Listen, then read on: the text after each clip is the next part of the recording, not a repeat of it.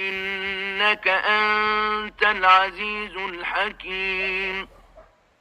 لقد كان لكم فيهم أسوة حسنة لمن كان يرجو الله واليوم الآخر ومن يتول فإن الله هو الغني الحميد.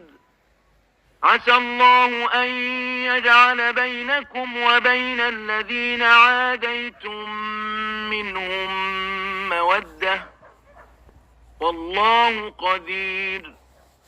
والله لا ينهاكم الله عن الذين لم يقاتلوكم في الدين ولم يخرجوكم من دياركم أن تبروهم وتقسطوا إليهم إن الله يحب المقسطين.